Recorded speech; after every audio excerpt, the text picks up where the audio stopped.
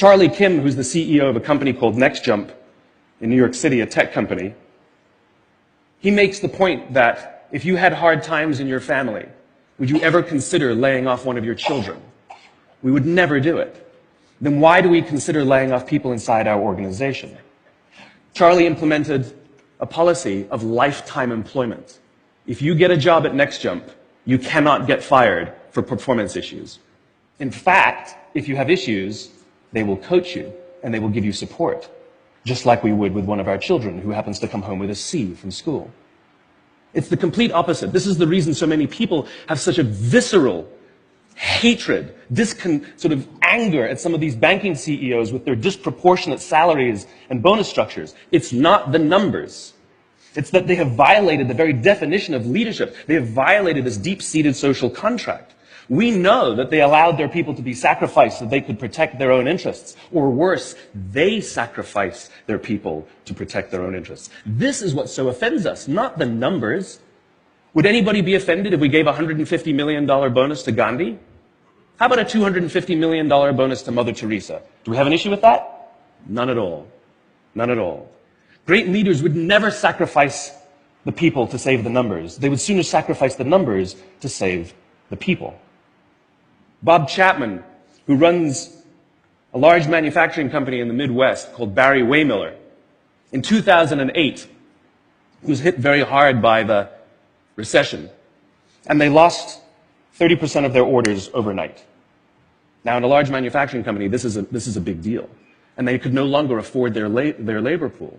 They needed to save $10 million. So, like so many companies today, the board got together and discussed layoffs. And Bob refused. You see, Bob doesn't believe in head counts. Bob believes in heart counts. And it's much more difficult to simply reduce the heart count. And so they came up with a furlough program. Every employee from secretary to CEO was required to take 4 weeks of unpaid vacation. They could take it any time they wanted, and they did not have to take it consecutively. But it was how Bob announced the program that mattered so much. He said, it's better that we should all suffer a little than any of us should have to suffer a lot. And morale went up. They saved $20 million. And most importantly, as would be expected, when the people feel safe and protected by the leadership in the organization, the natural reaction is to trust and cooperate. And quite spontaneously, nobody expected, people started trading with each other. Those who could afford it more would trade with those who could afford it less. People would take 5 weeks so that somebody else only had to take 3. Leadership is a choice. It is not a rank. I know many people at the senior-most levels of organizations who are absolutely not leaders. They are authorities. And we do what they say because they have authority over us, but we would not follow them. And I know many people who are at the bottoms of organizations who have no authority, and they are absolutely leaders. And this is because they have chosen to look after the person to the left of them, and they have chosen to look after the person to the right of them. This is what a leader is. I heard a story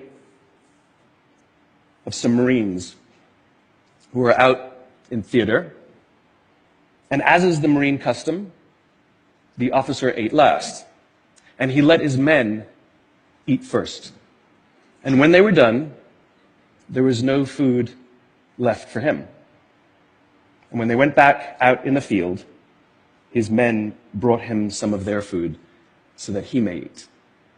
Because that's what happens. We call them leaders because they go first. We call them leaders because they take the risk before anybody else does. We call them leaders because they will choose to sacrifice so that their people may be safe and protected and so their people may gain. And when we do, the natural response is that our people will sacrifice for us.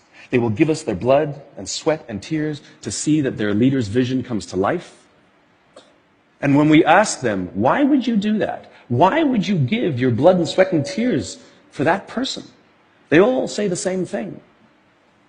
Because they would have done it for me.